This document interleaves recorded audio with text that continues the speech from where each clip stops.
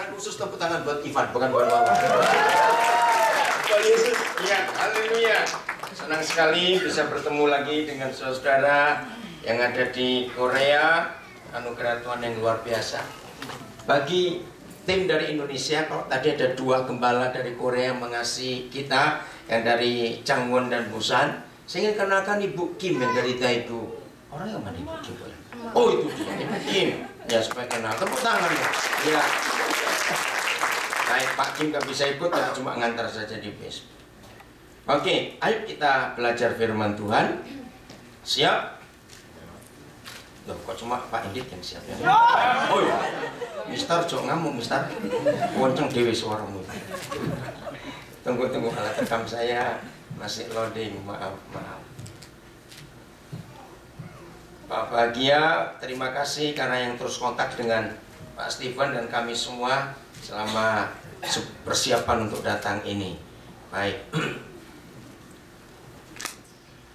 Saudara, Natal, ya, ini kita harus luruskan, harus kembalikan kepada kebenaran. Natal itu bukan tentang kelahiran Tuhan Yesus. Pasti kaget. Kelahiran Tuhan Yesus itu hanya sarana. Tapi inti Natal itu bukan pada dia lahir. Kita lihat Alkitab.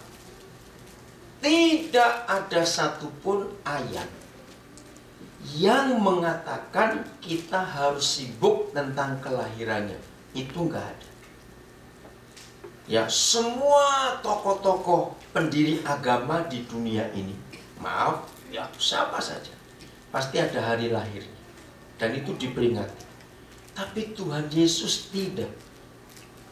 Bahkan Alkitab tidak mencatat.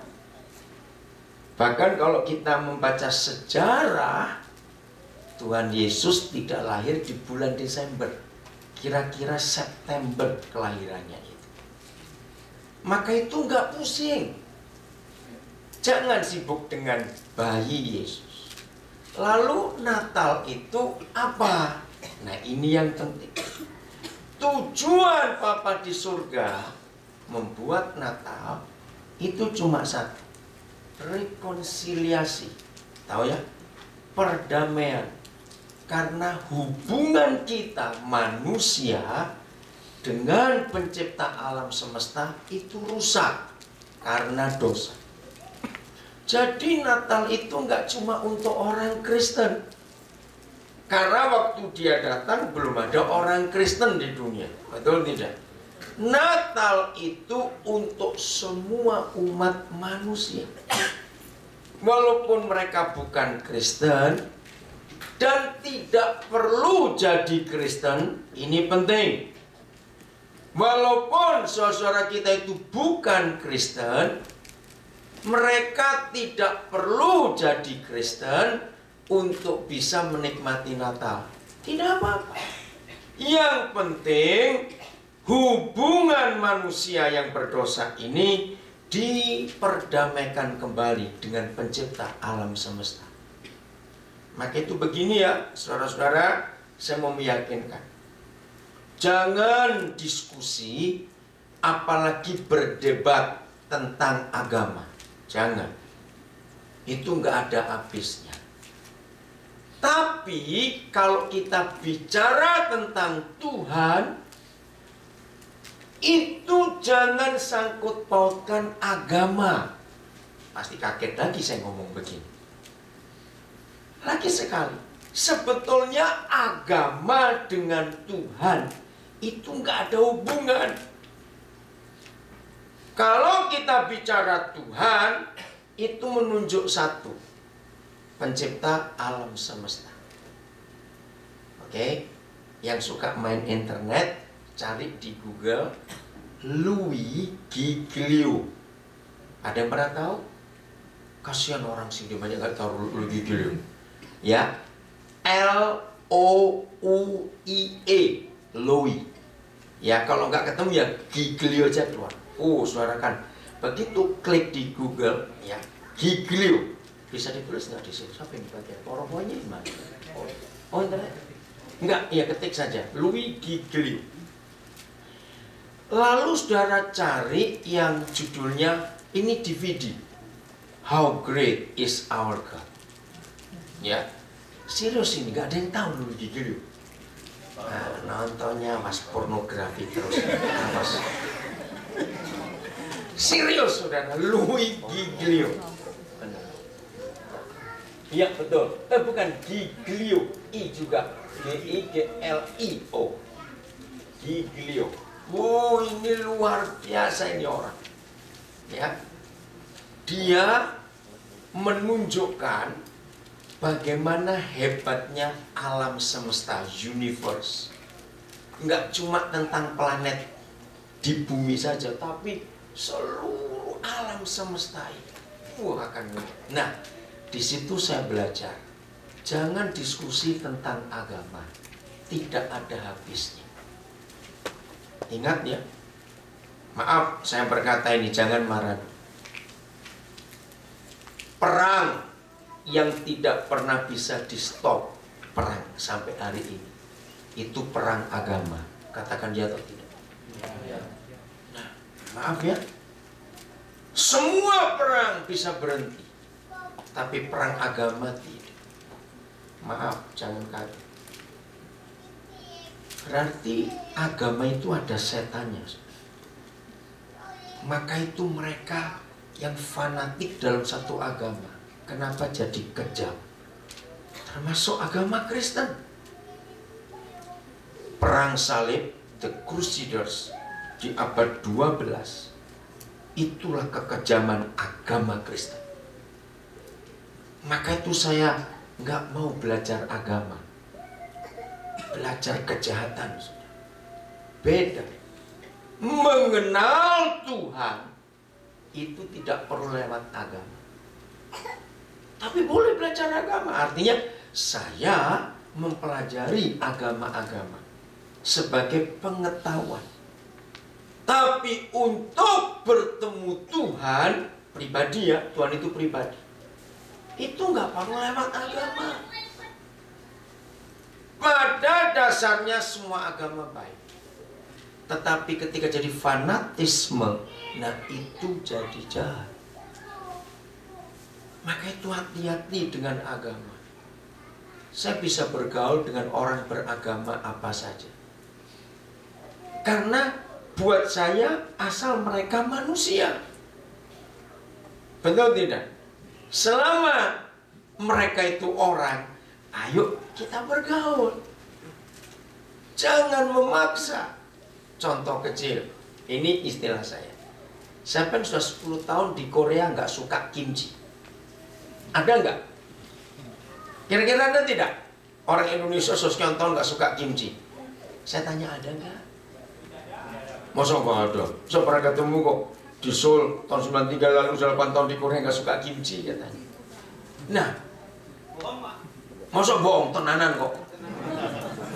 Saudara, itu hak mereka. Betul? Kalau orang itu nggak suka kimchi, jangan dipaksa. Nah, itulah manusia. Juga agama. Jangan kita memaksa orang untuk ikut agama kita. Itu salah. Tapi kalau kita mau ngomong tentang Tuhan, ayo. Sebab begitu berkata Tuhan, pasti nunjuknya cuma satu, pencipta alam semesta. Kok nggak amin sih? Ada orang kok nggak di sini. Nah, jadi beda. Maka itu saya membedakan ini. Saya membedakan. Agama itu ternyata jahat dan kejam. Tapi kalau Tuhan itu beda. Hargai. Hargai agama orang lain. Maka itu gini caranya, kalau kita ketemu dari orang beragama apa saja, katakan, aku menghormati agama, tapi ayo kita cerita tentang Tuhan. Jangan nyebut agama. Maka itu begini, buat gereja ya, buat gereja, orang Kristen. Hal yang tersulit buat orang Kristen, gereja sekarang ini adalah bagaimana mengeluarkan Yesus dari agama Kristen. Lebih kaget lagi saya nggak buat saudara bingung. Yang membuat Tuhan Yesus ditolak oleh orang lain karena para teolog yang mengkristenkan Tuhan Yesus. Begitu Yesus dikristenkan oleh teolog, maka yang lain akan menolak. Maaf, saya tanya pelan-pelan. Siapa yang percaya Yesus itu tidak beragama Kristen? Saya percaya duluan. Ayo jujur, ambil mikir. Siapa yang percaya Yesus itu bukan orang Kristen dan dia tidak beragama Kristen? Kok cuma sedikit? Oke, saudara jujur. Yang lain masih bingung. Belajar. Ini yang jadi masalah. Mengapa Yesus ditolak oleh banyak orang? Karena kita yang salah. Kita mengkristenkan Yesus. Iya, dengan sendirinya. Kalau kita kristenkan, lalu kita ketemu orang yang bukan Kristen, pasti menolak. Dan saya tidak marah kepada orang yang menolak kalau Yesus itu orang Kristen, lalu nggak terima. Karena saya yang salah. Lagi sekali, Natal tahun ini biar saudara punya paradigma yang baru, bahwa Yesus itu bukan orang Kristen dan dia tidak beragama Kristen. Yang belum yakin, belajar mulai hari ini. Dia bukan orang Kristen. Ini yang salah. Karena kita mengkristenkan dia, sehingga yang lain yang tidak Kristen, sorry, aku nggak perlu ini. Sekali lagi saya tanya begini, percayakah saudara bahwa Yesus datang untuk semua bangsa di dunia? Nah, kalau kita percaya, maka kita harus mengakui dia bukan beragama Kristen. Karena kata Kristen itu yang memisahkan dia dari yang dia kasih. Siapa tahu berapa kali kata Kristen disebut di kitab suci kita? Berapa kali kata Kristen disebut di kitab suci kita? 1 kali. Itu pun tidak keluar dari mulut Tuhan Yesus.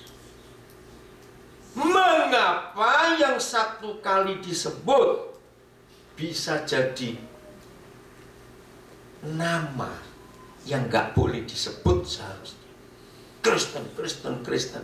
Gak boleh. Kisah para Rasul, kata dominan untuk pengikut Yesus adalah murid, disciples. Nah, kalau murid itu universal. Walaupun kita sudah tua, boleh nggak disebut murid kalau kita masih suka belajar? Nah, maka itu kalau kita menyebut diri murid dari Tuhan Yesus, dunia nggak akan menolak. Ini agama itu ternyata memecah belah. Oke, saya nggak bicara banyak tentang itu. Pokoknya kalau saudara sudah percaya Yesus datang untuk siapa?